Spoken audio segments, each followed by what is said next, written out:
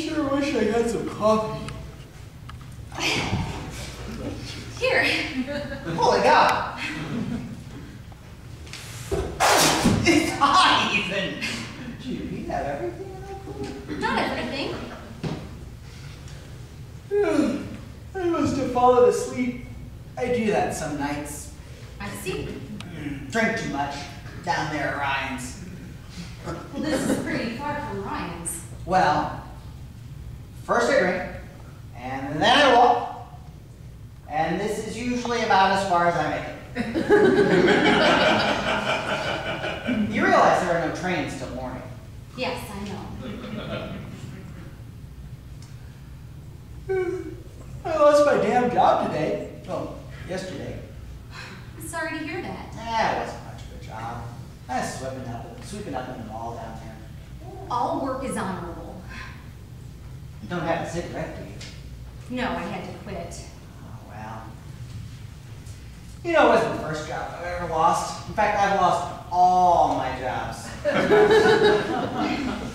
How many would that be? 117. Oh my. Yeah, 118 counting today. Well, yesterday. My name is Ernest. Ernest Prettyman. I know, I ain't too pretty, but hey, what's in a name? Well, there must be something in a name, or at least I thought so. I changed mine. What is your name? You know mine. Well, I was born with the name Anna Keppen, but it was Anita King when I died. Died?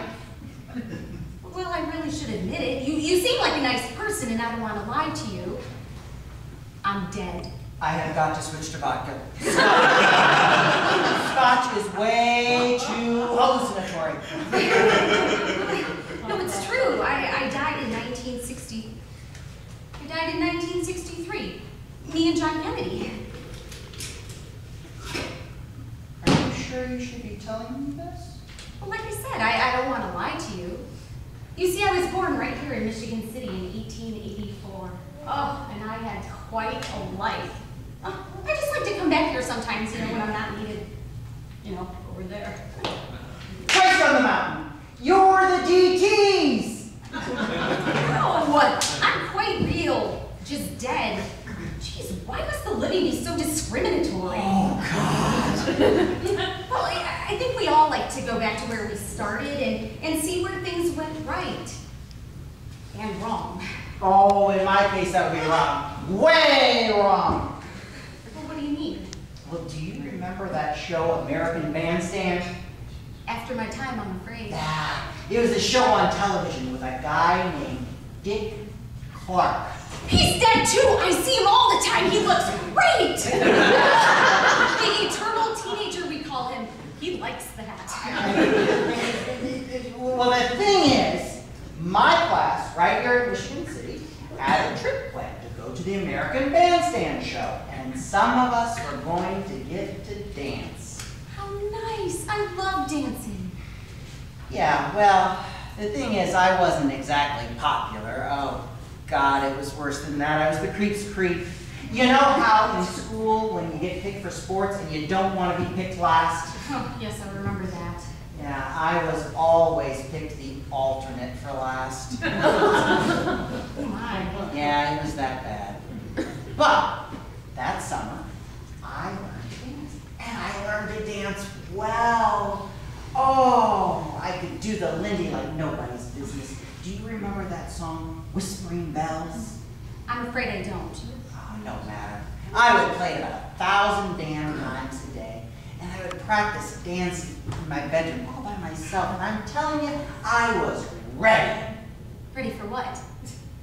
To be on television with Dick Clark. To dance on television. And?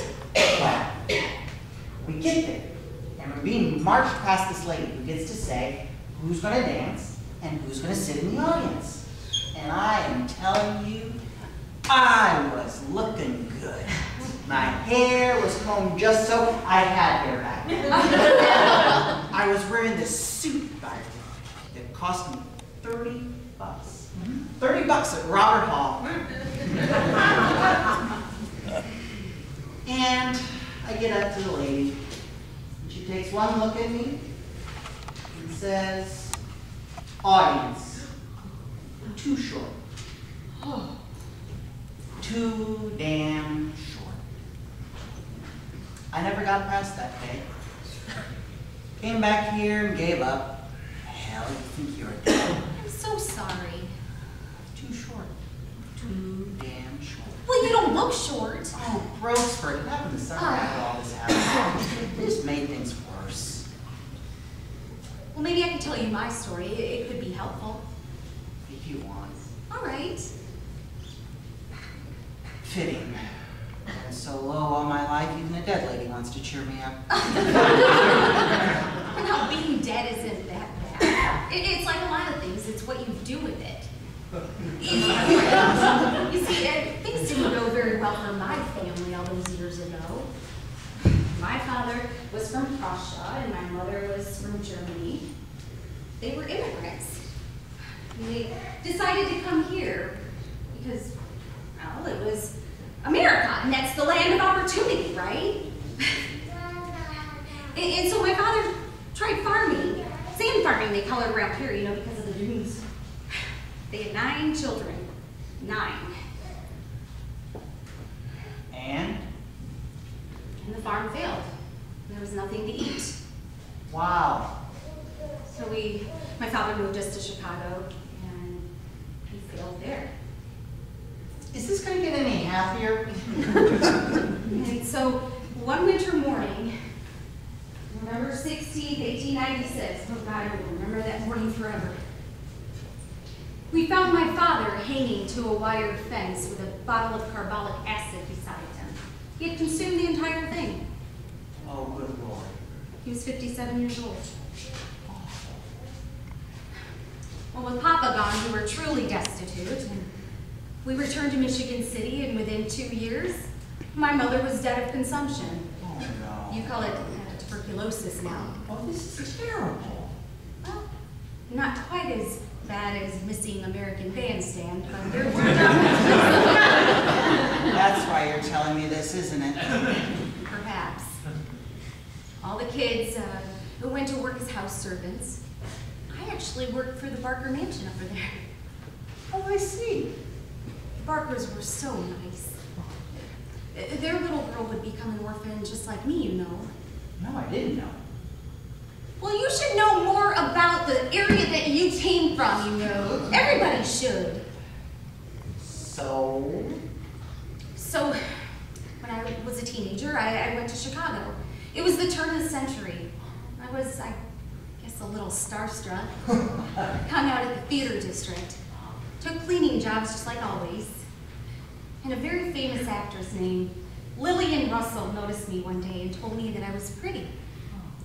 She said I had fine, expressive, dark eyes. Imagine that. She single-handedly convinced me to move to California and to try out for silent movies. and did you go? Well, yeah, I went to California, but what I became was a race car driver. How on earth? I love cars. I mean, we don't have them, you know, over there. Well, because we're beams of light and all that, we don't. But I still love them. Did you run races? Well, sure. But my most fun I ever had was driving from coast to coast. I was the first woman ever to do that, you know.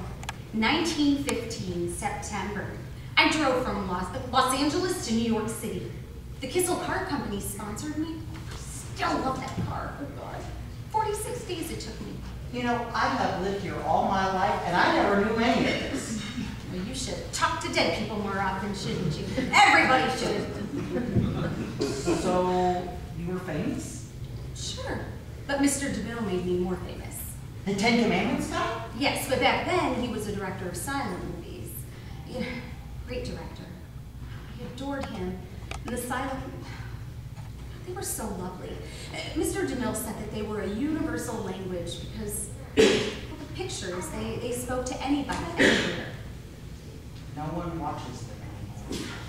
Well, that's a shame. I was at Paramount.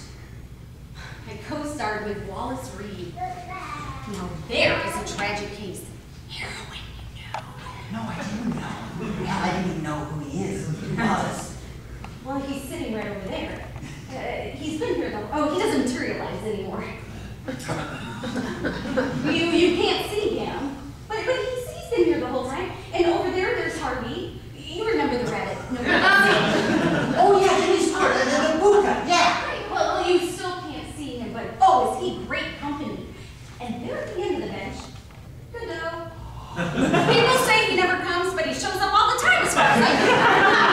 Hey guys. Let me believe this. If it isn't true, it should be. More coffee before we go?